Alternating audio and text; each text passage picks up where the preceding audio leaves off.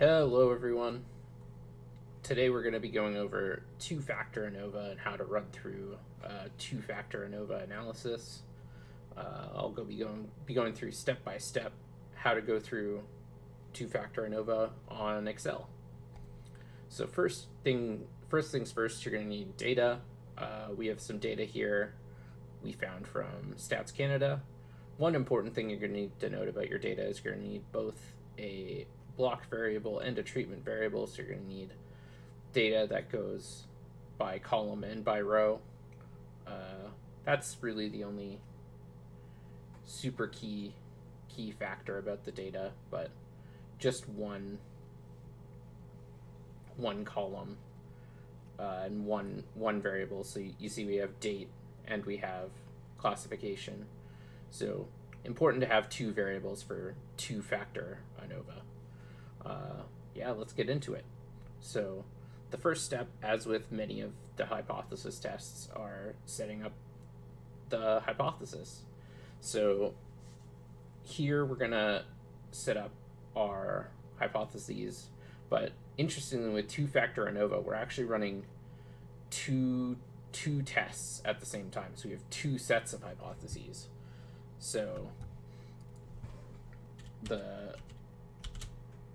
we're going to set up our null hypotheses, which is in two-factor ANOVA, the null hypothesis is that for this variable, so for the month, all of the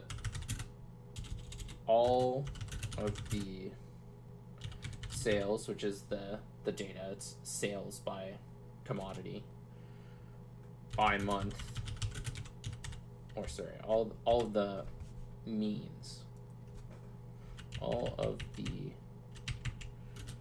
mean sales by month are equal, and H1 is all of the mean sales by month are not equal. And that, once again, that doesn't mean that they're all different. It just means at least one is different. And so here we'll copy this over and then change sales to, or sorry, change month to classification.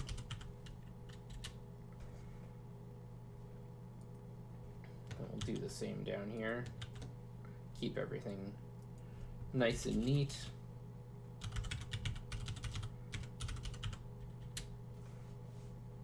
Step 2 is determining the level of significance. Just using 5% is a good default for a significance level.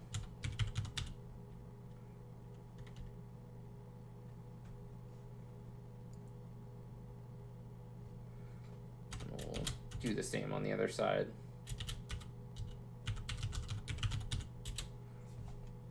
Step 3 is determining which test statistics we're going to use. So both of these, since we're running the same test, are going to use the F distribution.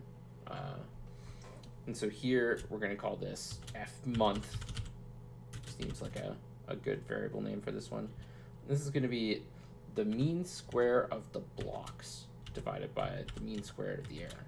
So remember when I went and said we needed a block variable and a treatment variable? That's another way of saying the block variable is the variable that goes by column, and the treatment variable, which is the classifications, is the variable that goes by row.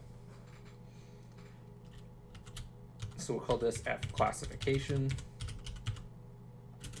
and we'll say that equals the mean square of the treatment divided by the mean squared of the error.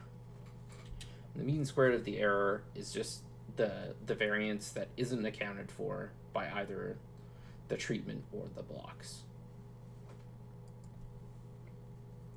Step 4 is going to be determining the rejection rule. So we're going to say if F month is greater than the critical value that we determine, we will reject the null hypothesis.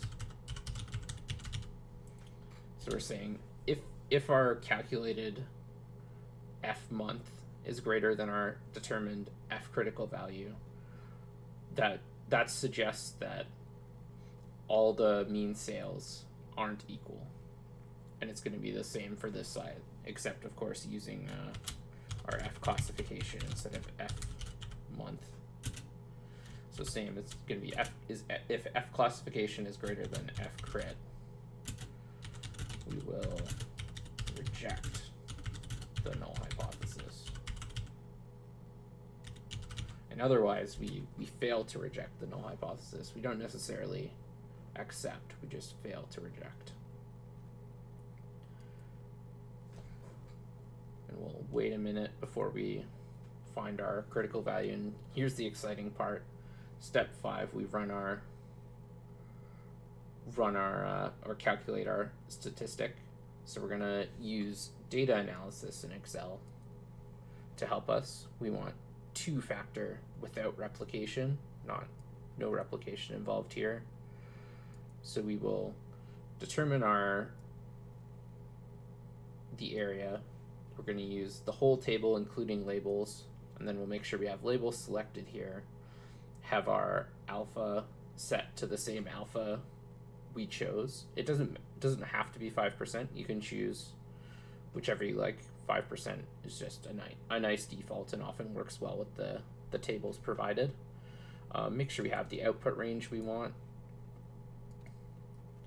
and then we will run the analysis. Make this column a little bigger so we can see what's happening here. All right, first let's grab our critical values. So by month, that's our column variable. So we'll get our F critical value to be 2.668. 2.668. We'll stick to three decimal places here. And our F crit for our classification, our row variable, will be 2.244. 2.244. All right, and in step 5, which is where we use our calculated F values, compare them to the critical value, and determine whether or not we reject the null hypothesis, and then give a conclusion based on our findings during this sample of testing. So start off by classification, I suppose. Go top down in the table, since that's our row variable. So our F classification equals 299.886. So clearly our classification, our F classification, is much greater than our critical value. But when you think about it, this makes sense, because commodity classifications are going to have different number of sales. Like, just think about how much on average you spend on each of these things, and different people, like some of them are more necessary goods than others. So it makes a lot of sense that the mean sales by classification are not equal, which is what this is suggesting. So since F classification is greater than F crit, we will reject the null hypothesis.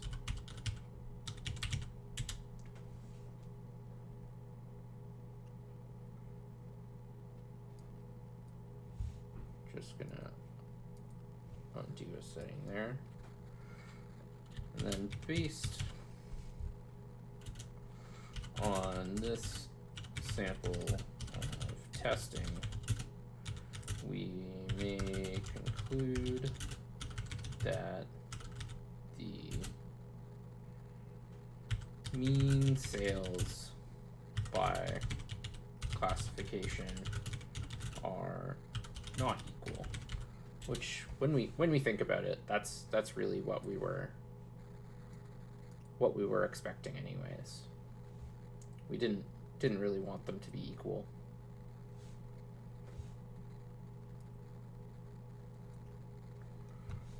All right, and then we'll do the same for our column variable, our months.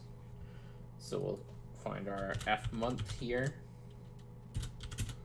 is equal to 10.806. So we'll note that it's still greater than the critical value, so we still are going to reject, but it's much closer than the classification, which is to be expected. We also may have expected some difference by season or by month. Like December's the highest, which is often one of the highest grossing months for sales across a lot of sectors due to Christmas. So that once again makes sense. But we would expect it to be closer because we'd expect months to be closer than commodity classification. So we'll just about mirror what we did on the other side. Since F month is greater than F crit, we will reject the null hypothesis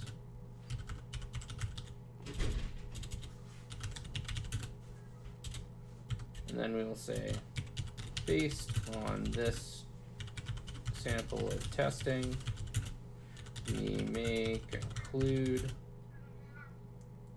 that the mean sales by classification, or sorry, by month, are not equal.